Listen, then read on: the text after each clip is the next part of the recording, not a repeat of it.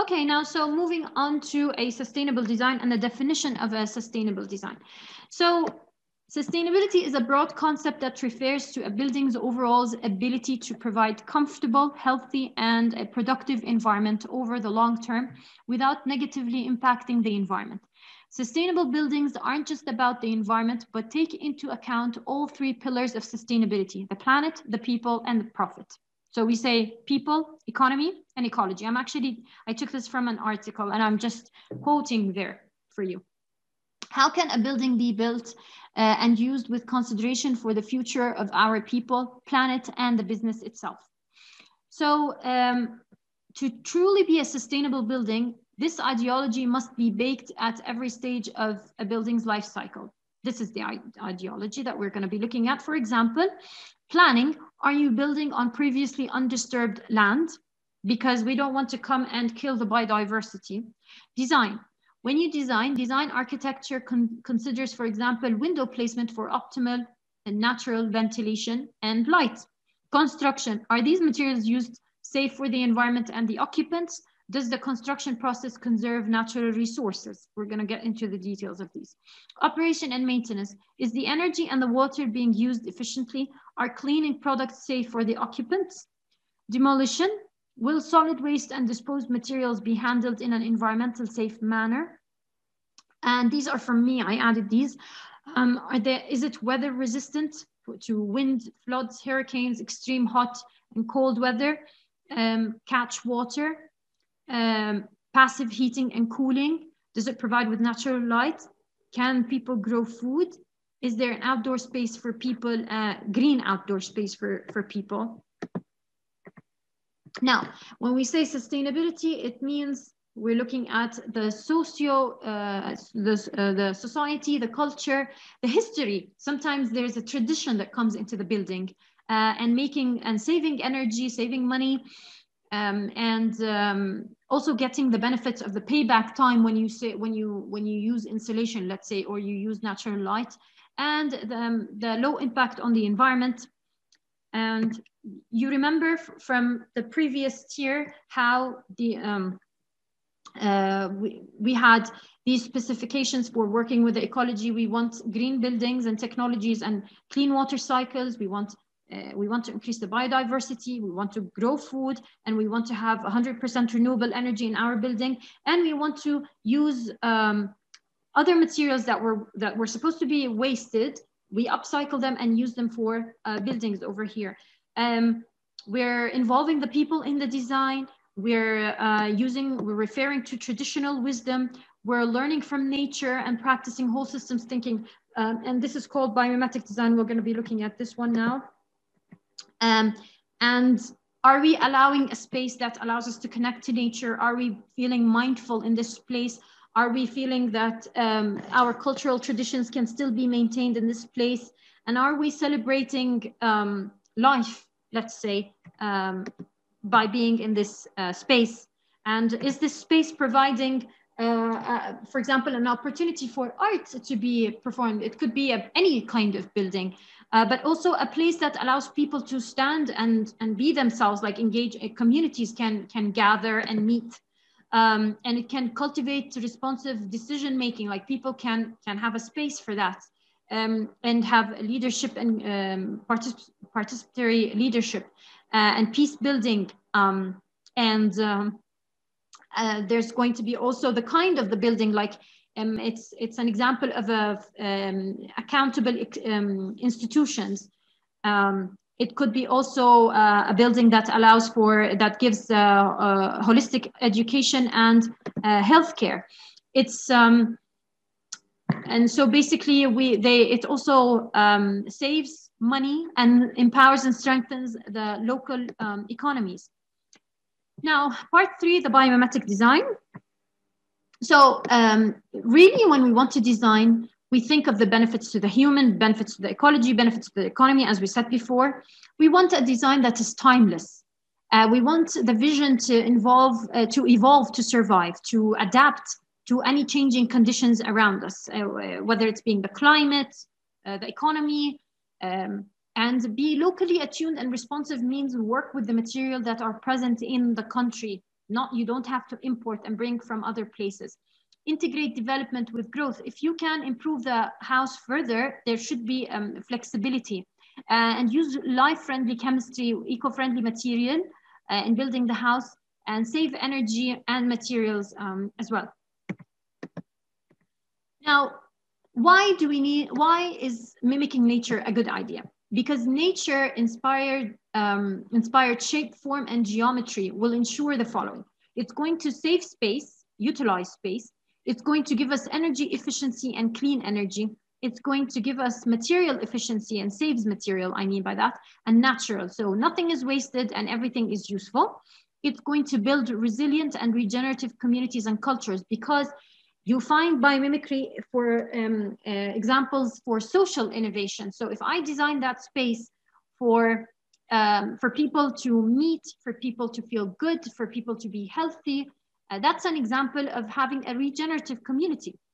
It's sustainable and long-lasting, just as the examples of the castles and in the south of Spain. They were mostly, they worked with the natural environment and they copied the natural environment. Now, biomimicry has 3 levels. It has the natural form, so how it looks, meaning the geometry and the patterns and the numbers. And level 2, the structure, the construction, the materiality of it, and the anatomy. Level 3, the natural ecosystem, so the social responsibility, caring for the people, the performance, the indoor environmental quality, the life cycle analysis, and air quality. So what is biomimicry? It's an approach to innovation that seeks sustainable solutions to human challenges by emulating nature's time-tested patterns and strategies. So the idea is, what is nature doing? Let's try to design in the same way. So these are the 3 levels. The first one is looking at the geometry. So that's an excellent example for storing water or distributing water, or even a road system. Okay, that could be mimicked. The natural process is how things are made, the structure, the construction, the materiality, the anatomy, the rules, laws, as in laws of physics, and the benefits to the society, health, and the environment comes as the level 3. Okay? Now, for example, here, I'm going to share with you an example of a design that I made to explain what biomimicry in design looks like. So here we can see different examples of organisms, and they have, we can see that there are some patterns and geometries that can be seen over here.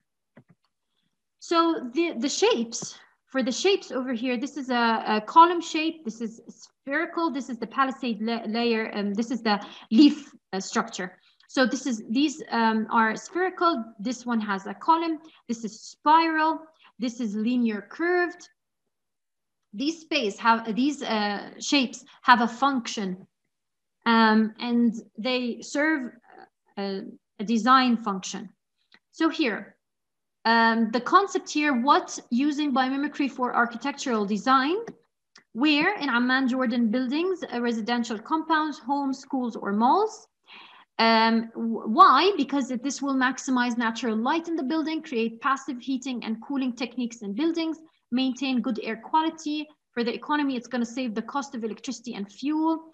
It's going to also make food forest gardens to grow food in the neighborhood and improve the climate and increase the biodiversity. It's made of also eco-friendly materials, so it's going to protect the environment and the human health by using eco-friendly materials. Who is going to be for the locals in Jordan to create comfort and live in a healthy and stress-free environment. It's going to save the cost of energy, cost of insulation material, invest in the saved money in recreation and education. It's going to maintain balance in the natural resources and the environment. Now the how. Biomimicking the curves, spherical and column and spiral shapes, and the elevation levels found in nature, including termite mounds, mushroom clusters, mushroom gills, spider webs, and the leaf structure. So the first thing I did is I did a climate analysis for the site, and I looked also at the sun hours and the strategies that are required in Amman and in winter, in the summer and winter, based on the climate data. Then I went into the organisms that show biological strategies to inspire the design function. And basically I focused on cooling naturally and on utilizing natural sunlight and shading. So I mimicked the patterns and the geometry for ventilation, and I mimicked the leaf structure as well for window design and natural light. And I used plants to aid in ventilation and light gain and shading. And I used eco-friendly design of wall cavity. And so that's what was for the people. Why? Because this gave me a better life cycle analysis, and it gave me benefits for the people, the environment, and the place. Now let's look at the details of the design. So this is Amman, 2019. People have, it used to be green like that, but then there was a lot of chaotic urban planning and a lot of and lack of green spaces. That was the context of the problem, and the electricity bill was going up. People were getting sick and they were not happy. And you know, if we think about the air quality in our home or outside, what is it like? They all happen to be some things that are concerning for us. So for the site analysis, the elevation of Amman, it's 2,536 feet. And these are the maximum and the minimum temperatures throughout the year. We can see that it's around 34 or 35, the maximum temperature, and the minimum temperature in the summer. And the minimum temperature in the summer is around 21, but the minimum temperature in winter would be for around 4 degrees Celsius. So, and then I looked up the amount of sunshine hours, so it's relatively high. So, and basically, how do we increase the occupant productivity and comfort, provide mental and visual stimulation, boost occupant mood, and can even dramatically reduce energy costs through the use of natural light in interior spaces. And we call that daylighting. And therefore, the problem in Jordan is that many of the homes or buildings, they don't have the right window openings and sizes and orientations, and they end up relying on electricity more rather than having natural sunlight, which drives even, you know, productivity. So now these were the strategies in the Giovanni diagram that I used.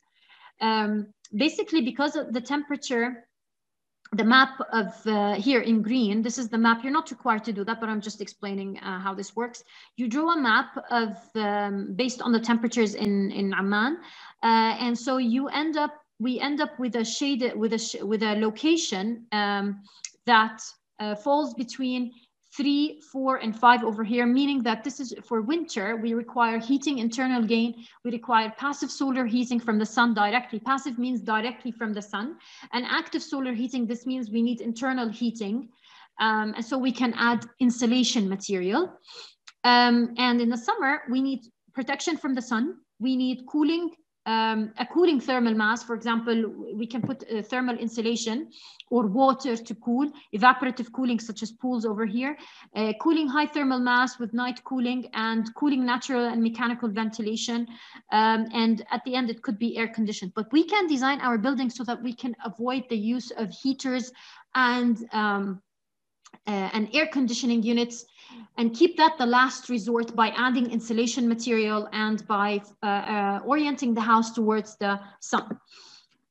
Okay, so in emulating nature, I looked at the termite mounts because they provided with convection currents, Venturi effects, and solar radiation and absorption. And that's the function to give me air ventilation, passive cooling, and give me natural light and save energy. Light and heat, and provide with calmness. The same thing was found in spider webs and mushroom clusters and mushroom gills. For leaves, they gave solar radiation and solar absorption, which gave better natural light and light saving, and they provide with calmness. let's have a look over here. So these are mushroom gills. They maximize convection. And that was the side view of it, but with this, the top view, sorry, this is the side view. So here, they have a tunneling effect, meaning that they allow, and they're high, so they allow the convection, the air to circulate at these curves, and we have double convection currents over here. Also for spider webs, they make heat and wind flow to increase faster within these webs, and they give better heat exchange in and out of the system. This is a termite mount that is showing how air is flowing in convection currents in and out. And this is the Bernoulli or the Venturi effect, showing that how the pressure of the air changes when so basically if the hole opening is smaller, so you can suck in the air better and you allow it to flow in naturally. This also applies for fluids as well, for pipes. If you want the water to move up faster, decrease the radius or the diameter. And so when it's wider, it flows, there's less pressure, and but because of convection, because hot air rises, it flows out easily. All right, so now for the solar chimney effect, basically it's an opening at the top that allows the air to convect easily and go out. So the solar chimney is an excellent way for cooling in the summer. So because it allows the cool air in, and then the hot air rises and escapes from that chimney. And this is what at the top of the design there I put that solar chimney. Now the Roman theater is an example of a spiral design, which also helps with the convection currents. So this is where the solar chimney was placed, and then the design took the mushroom curvature. It was aerodynamic, externally curved surfaces to protect the building from wind and rain, so to allow the rain and water to trickle down and the wind not to hit directly. Internal curved ceiling allows multiple convection currents to occur over here, so two layers, on two sides. So if I have one side is curved and the other one is curved, so multiple convection can occur on this side, multiple convection can occur on this side. Then the solar chimney will allow the air to leave through the vents and for better ventilation and heat exchange. And a height gradient is better for convection currents. So different vent sizes on the sides of the house, we can make vents. So this will promote the Venturi effect at different elevations and will also escape through the chimney. So this is how the roof had a side view of for this solar chimney, for the cross flow and the heat exchange. So these are different, and these were added, the curved fins over here were taken from the mushroom. These were suspended at different heights to create air tunneling, as in mushroom gills. So air tunneling means also more convection, heat exchange at every side. These can also act as windproofing media. Now for here, it was natural sunlight and shading utilization by looking at the spongy cell, palisade cell, and spongy tissue. So in this geometry, the palisade cell was cylindrical and hemispherical. The spongy cells were represented by spheres, and the spongy tissue was composed of cells of different sizes. And so for the house, we added urban skylights, sun tunnels on the ceiling, and windows, so that they act, and light shelves on the upper side of the walls without high intensity, ensuring comfort level. So these will scatter the light. These column windows can be spherical or curved to focus the light in flat surfaces and flat surfaces are also for scattering the light. So if I want something curved, it's going to focus the light, and flat will scatter the light, as in the window. And this will also increase the thickness of the glass for improved ventilation and insulation properties. So basically, these are meant to be not openings, but just glass, made of glass. They could be openings, by the way, in old you know, castles, they didn't use glass, so they were just openings, so they provided with ventilation and light at the same time. But these ones, they give better comfort levels, they give also good amount of light without making it seem like it's intense. Use spherical rather than flat-shaped windows to achieve the heterogeneous internal light environment that provides with you know, different levels of light intensity, not direct light. This will also increase the thickness.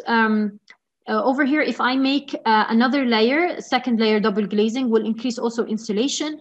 If more light is needed at low levels, then make the windows less round. If less light is needed, then at higher elevations, make them more round, because this will create it will focus the light in more. Filtering of the light.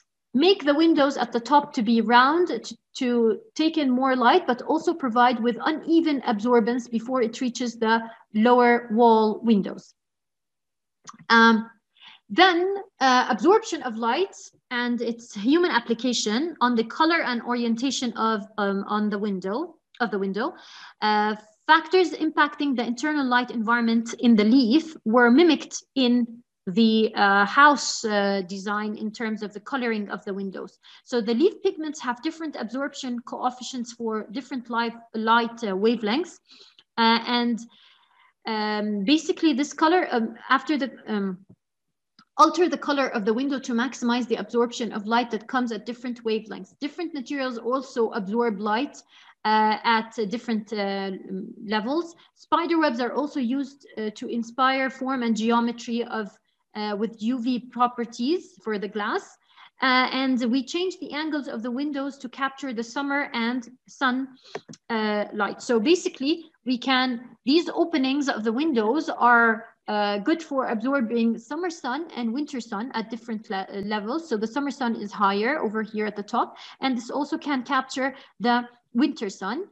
Some of the skylights could be transparent, but others are colored to give a color filter with spherical shapes. And the material of construction is made from glass and upcycled material to give this calming effect. The color filter is for the column colored windows, also as well on the sides, also made from material of from upcycled material, which is glass. The orientation of the house depends on the purpose of the room. If more light is needed, or less needed, it depends how you want to utilize that space. So facing position gives light absorption. Profile position gives more light absorption as well. The window aperture and angle allows low winter sun and also captures the high summer sun and allows water runoff by this kind of curvature. So trees are also planted around the house for shading effect in the summer, allow light in the winter to improve the climate and feed the people and the birds from seasonal fruit harvest. Also, vertical plant climbers and rooftop plants can be added to increase the ventilation and air quality, as well as control it against flooding. The plants aid in the ventilation system and light gain and shading. So this is the material of construction for the glass, for the windows.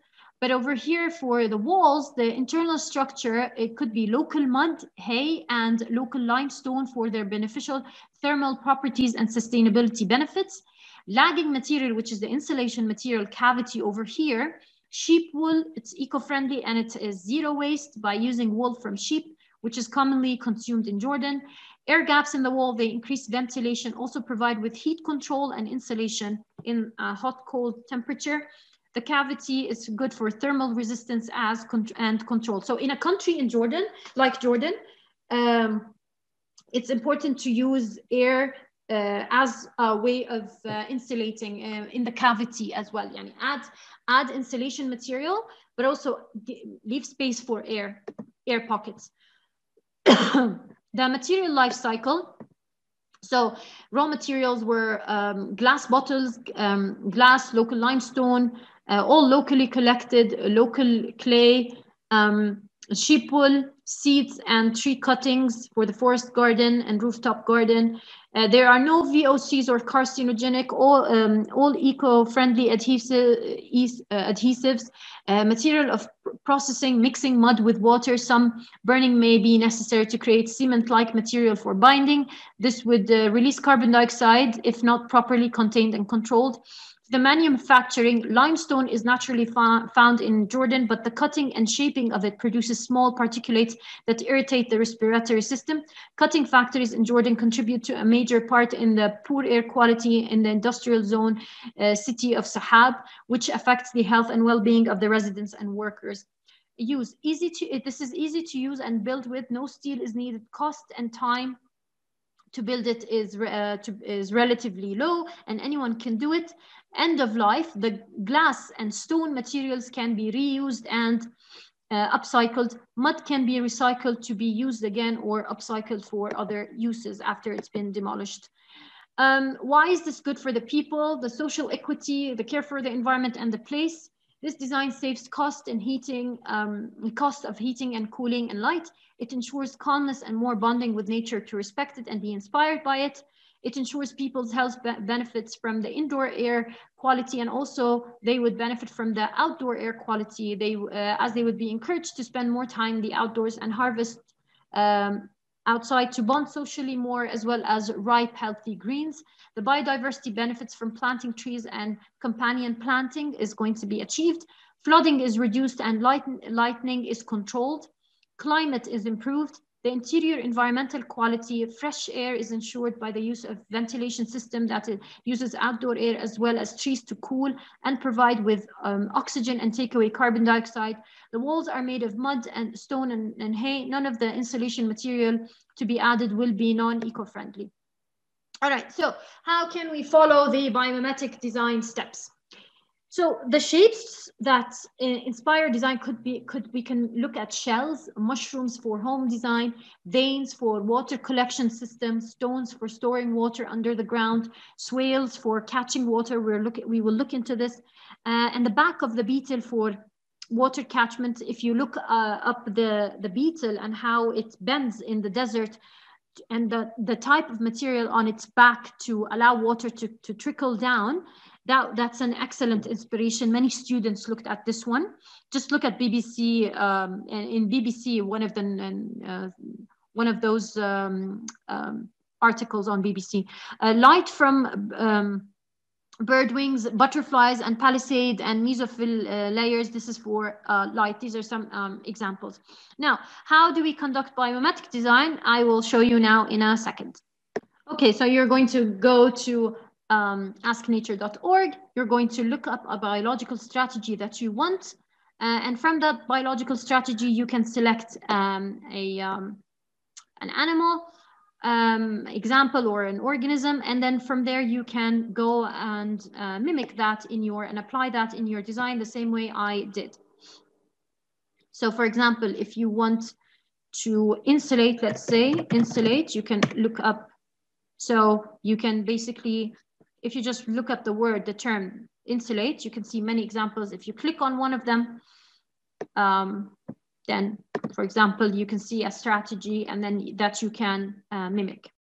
Here are some examples of shapes that are inspired by mushrooms. The design criteria that we're looking for is space efficiency, allow contoured land to allow space for buildings and to give water flow pathways. So if the country wants to collect water, and to make it aerodynamic, it also protects from rain with these shapes. They provide natural ventilation, natural light, and thermal efficiency, and passive heating and cooling, water catchment and grey water treatment, and rainwater proofing and insulation. So that criteria can all be met by copying these designs. Specifically for space efficiency, the mushroom clusters have always been looked at.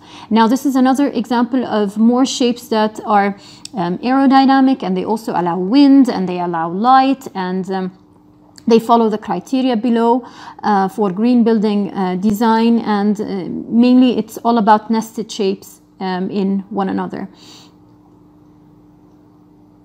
This is also another geometry that allows also for all of the criteria to be met. You can see how the light, the ventilation is allowed, also the shading is also provided by these shapes. Here's another shape for that shows renewable energy for homes and water catchment system.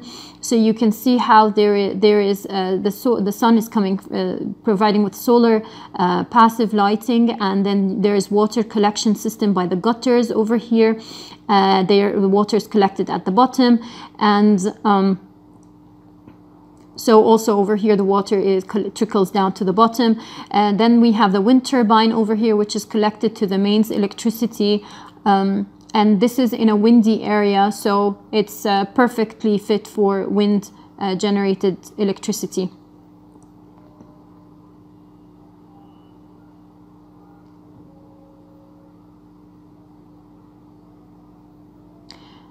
So this is a whole setup that shows how bigger buildings can be designed with. These are solar panels to power the electricity. Then there's water regions for water collection by having a tilted roof and a gutter connected to it. A gutter is a pipe that collects the water and it goes then for either being used or gray water treatment if necessary. So yes, over here there's also another side where water is being collected and then used and stored in tanks.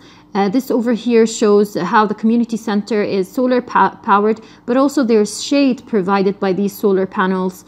And this is also an outdoor space for people to commute. So it's also safe during, whenever there's a virus. This is the floor-based plan for a neighborhood that is solar powered. And so the solar panels are found on 360 degrees around the neighborhood. So they allow access for all homes to be powered by solar panels. All right, now so on to part 4, choosing the material of construction, which is what we call MOC. So the material cycle analysis requires us to use low impact materials and materials that can be reused again. And so basically that's the guide that we follow. We follow the resources, the environmental impact, the source of the material, the environmental impact, the human health, and the social equity.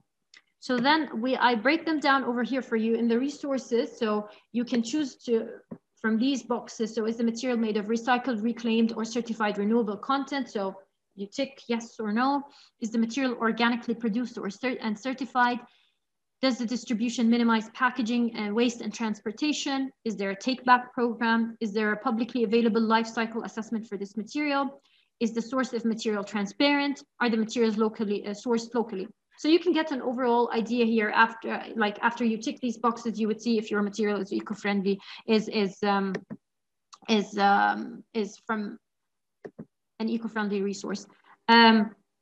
Human health, does the material emit volatile organic compounds in the manufacture or intended use or disposal? Are there any known carcinogenics, pollutants, or toxic substances created during the production of this material?